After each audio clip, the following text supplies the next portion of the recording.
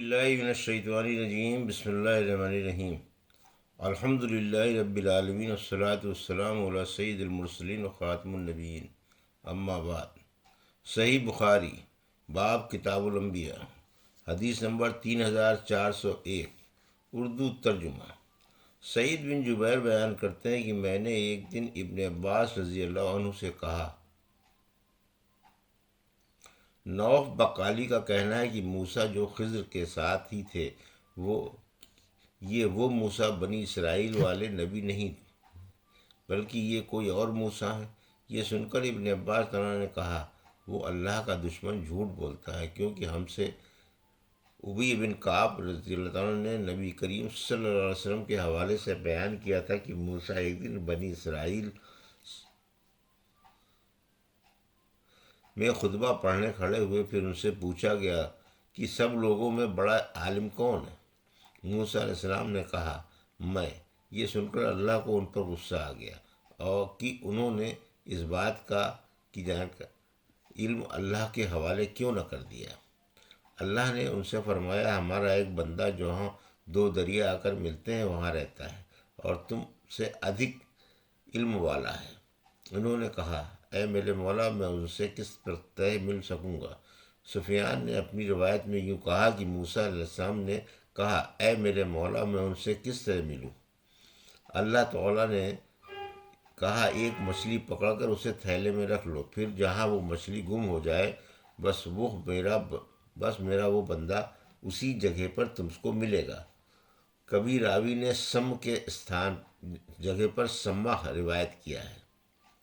اب موسیٰ علیہ السلام نے مچھلی پکڑ کر اسے ایک تھیلے میں رکھ لیا، پھر وہ اور اس کے سفر کے ساتھی یوشع بن نون روانہ ہوئے۔ جب یہ لوگ چٹان کے پاس پہنچے تو دونوں نے اپنا سر چٹان سے ٹکا لیا اور موسیٰ علیہ السلام کو نیند آ گئی۔ اتنے میں مچھلی تڑپ کر جھولی سے نکلی اور دریا کے اندر چلی گئی اور اس نے دریا میں جانے کی راہ بنا لی۔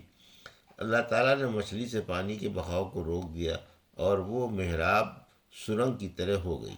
پھر راوی نے ہاتھ کے اشارے سے محراب کی شکل بناتے ہوئے بتایا۔ پھر وہ دونوں اس دن کی اور رات کا باقی حصہ چلتے رہے۔ جب دوسرا دن آیا تو موسیٰ علیہ السلام نے اپنے ساتھی سے کہا، اب ہمارا کھانا لاؤ، کیونکہ ہم اپنے اس سفر میں تھک کر چور ہو گئے ہیں۔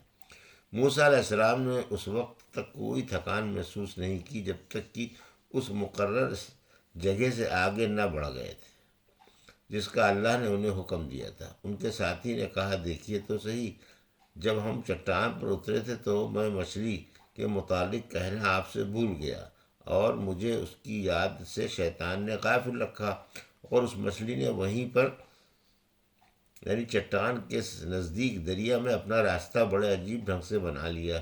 مچھلی کو تو راستہ مل گیا اور یہ دونوں حیران تھے۔ موسیٰ علیہ السلام نے فرمایا، یہی وہ جگہ تھی جس کی تلاش میں ہم نکلے تھے۔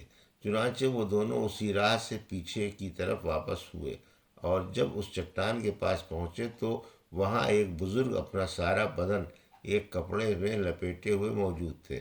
حضرت موسیٰ علیہ السلام نے انہیں سلام کیا اور انہوں نے اس کا جواب دیا۔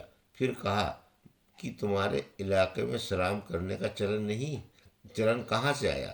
موسیٰ علیہ السلام نے کہا، میں موسیٰ ہوں۔ انہوں نے پوچھا، کیا بنی اسرائیل کے موسیٰ؟ انہوں نے کہا، جی ہاں، اور میں آپ کی خدمت میں اس لیے حاضر ہوں کہ آپ مجھے بھی وہ علم سکھائیں جو آپ کو سکھایا گیا ہے۔ انہوں نے کہا، اے موسیٰ، میرے پاس اللہ کا دیا ہوا علم ہے جسے اللہ نے مجھے سکھایا ہے اور آپ اس کو نہیں جانتے۔ اسی طرح آپ کے پاس جو علم ہے جسے اللہ نے آپ کو سکھایا ہے، میں اسے نہیں جانتا۔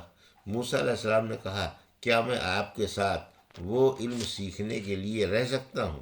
انہوں نے کہا کہ آپ میرے ساتھ صبر نہیں کر سکیں گے، اور ان کاموں کے بارے میں آپ صبر کیسے کر بھی سکتے ہیں جو آپ کے علم میں نہیں ہے؟ موسیٰ علیہ السلام نے کہا، اللہ نے چاہا تو آپ مجھے صبر کرنے والوں میں پائیں گے اور میں آپ کے حکم کے خلاف نہیں کروں گا۔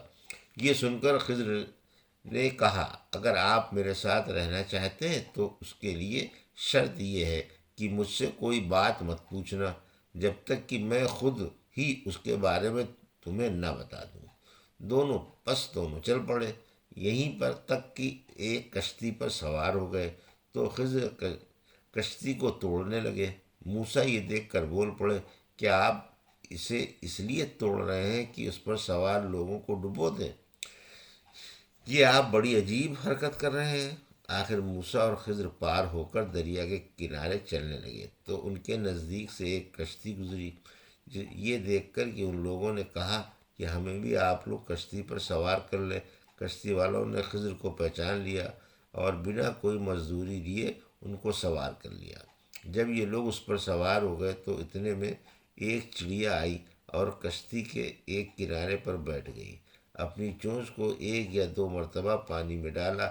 یہ دیکھ کر خضر نے کہا، اے موسیٰ، میرے اور آپ کے پاس جو علم ہے اس کے ناطے اللہ کے علم میں اتنی کمی نہیں ہوئی جتنی اس چڑیا کے چونچ کے مارنے سے دریا کے پانی میں کمی ہوئی ہوگی۔ اتنے میں خضر نے کلہاڑی اٹھائی اور اسے کشتی کے ایک تختے کو اکھاڑ دیا۔ موسیٰ علیہ السلام اب تک نظر اٹھاتے وہ ایک تختہ نکال چکے تھے۔ یہ دیکھ کر حضرت موسیٰ بول پڑے، آپ نے یہ کیا کر ڈالا؟ جن لوگوں نے بنا کچھ لیے دیے سوار کر لیا، انہی کی کشتی پر آپ نے بری نظر ڈالی اور اسے چیر ڈالا تاکہ کشتی میں سوار لوگ ڈوب جائیں۔ آپ نے تو بڑا برا کام کر ڈالا۔ خضر نے کہا، کیا میں نے آپ سے پہلے ہی نہیں کہہ دیا تھا کہ آپ میرے ساتھ صبر نہیں کر سکتے؟ موسیٰ علیہ السلام نے کہا، چونکہ میں نے بھول کر اعتراض کیا ہے، اس لیے آپ مجھے اس بابت پوچھ تاچھ نہ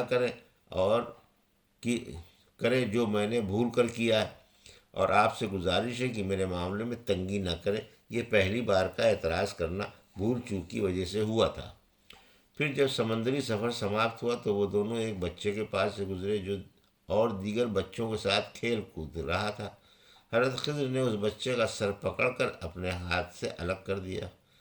حدیث کے راوی سفیان نے اپنے ہاتھ سے اشارہ کیا جیسے یہ کوئی چیز توڑ رہے ہوں۔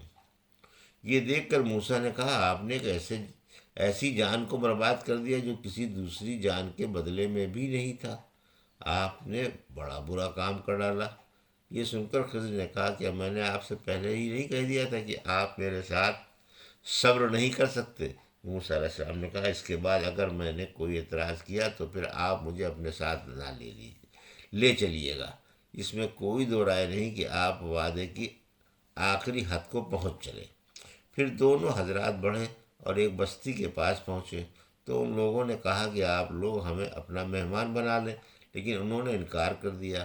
اسی درمیان اس بستی میں ایک دیوار نظر آئی جو بس اب اور تب میں گرنے ہی والی تھی۔ چنانچہ خضر نے اپنے ہاتھ سے یوں اشارہ کیا جیسے وہ کوئی چیز اوپر کی طرف پھیر رہے ہوں، اور میں نے سفیان سے مائلن یعنی جھک گئی تھی کا لفظ 1 مرتبہ سنا تھا۔ یہ دیکھ موسیٰ بول پڑے کہ یہ لوگ تو ایسے تھے کہ ہم ان کے ہاں آئے لیکن انہوں نے ہماری مہمانی کرنے سے انکار کر دیا، اور آپ ہیں کہ ان کی دیوار ٹھیک کر دی۔ اگر آپ چاہتے تو اس کی مزدوری ان سے لے سکتے تھے۔ حضرت خضر نے کہا، بھائی صاحب، بس یہاں سے ہمارے اور آپ کے درمیان جدائی ہو گئی، لیکن جن باتوں پر آپ صبر نہ کر سکے تھے میں چاہتا ہوں کہ ان کاموں کی وجہ آپ کو بتا دوں۔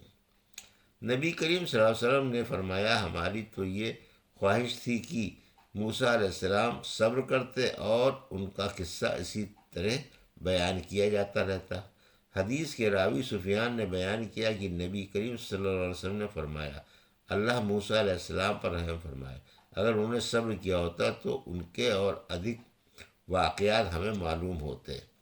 حضرت ابن عباس نے وراءہم کے جگہ پر امامہم پڑھا ہے، یعنی آگے ایک بادشاہ تھا جو صحیح سلامت اچھی کشتی کو چھین لیتا تھا، اور وہ بچہ جس سے قتل کر دیا تھا کافر تھا، لیکن اس کے ماں باپ مومن تھے۔ امام بخاری نے کہا کہ مجھ سے سفیان نے بیان کیا کہ انہوں نے عمرو بن دینار سے یہی حدیث 2 مرتبہ سنی تھی اور انہی سے سن کر یاد کی تھی۔ سفیان نے جب یہ پوچھا گیا کہ یہ حدیث آپ نے کیول عمرو بن دینار سے سن کر یاد کی ہے یا ان کے علاوہ کسی اور سے بھی سنی ہے؟ یہ سن کر انہوں نے کہا کہ یہ حدیث میرے علاوہ عمرو بن دینار سے اور کسی نے بھی نہیں روایت کی ہے۔ میں نے ان سے یہ حدیث 2 یا 3 مرتبہ سنی ہے اور انہی سے سن کر یاد کی ہے۔ حدیث نمبر، ابھی آپ نے صحیح بخاری باب کتاب انبیاء کی حدیث نمبر 3001 کا اردو ترجمہ سماعت فرمایا۔ اللہ سے دعا ہے کہ اللہ میں اس حدیث کی صحیح سمجھ عطا فرما اور اس پر عمل کرنے کی توفیق عطا فرما، آمین یا رب العالمین۔